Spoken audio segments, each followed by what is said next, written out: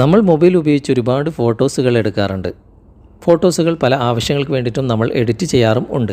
അതിനായിട്ട് നമ്മൾ പല ആപ്ലിക്കേഷൻസുകളും ഉപയോഗിക്കും.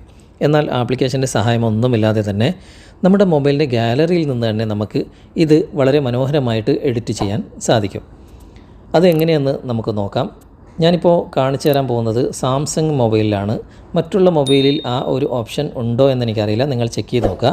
സാംസങ് മൊബൈലിൽ നമ്മൾ ഗാലറി ഓപ്പൺ ചെയ്ത് കഴിഞ്ഞാൽ ഇവിടെ നമ്മളൊരു ഫോട്ടോ സെലക്ട് ചെയ്ത് കഴിഞ്ഞാൽ താഴെ ഒരു പെന്നിൻ്റെ അല്ലെങ്കിൽ ഒരു പെൻസിലിൻ്റെ ഒരു ഐക്കൺ നിങ്ങൾ കാണാൻ സാധിക്കും. അതൊന്ന് ക്ലിക്ക് ചെയ്യുക. ക്ലിക്ക് ചെയ്തതിന് ശേഷം വലതുവശത്ത് മുകളിൽ കാണുന്ന 3 ഡോട്ട്സിൽ ക്ലിക്ക് ചെയ്തിട്ട് ഇവിടെ സ്പോട്ട് കളർ എന്നൊരു ഓപ്ഷനുണ്ട്.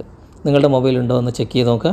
സ്പോട്ട് കളറിൽ ഞാൻ ക്ലിക്ക് ചെയ്യുമ്പോൾ ഇവിടെ മൊത്തം ബ്ലാക്ക് ആൻഡ് വൈറ്റ് ആയിട്ട് മാറിയിട്ടുണ്ട്.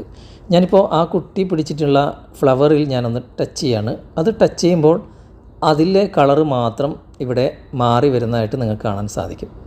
ഇനി മറ്റുള്ള ഭാഗത്ത് കളറ് വരുന്നുണ്ടെങ്കിൽ നമുക്കിവിടെ എറേസ് എന്ന ഭാഗത്ത് ക്ലിക്ക് ചെയ്തിട്ട് ആ കളറുകളൊക്കെ നമുക്ക് മായ്ച്ചു കൊടുക്കാവുന്നതാണ്. അതായത് ആ ഫ്ലവർ മാത്രം കളറിലും മറ്റുള്ളതൊക്കെ ബ്ലാക്ക് ആൻഡ് വൈറ്റിലും ആകുന്നത് നിങ്ങൾക്ക് കാണാൻ സാധിക്കും.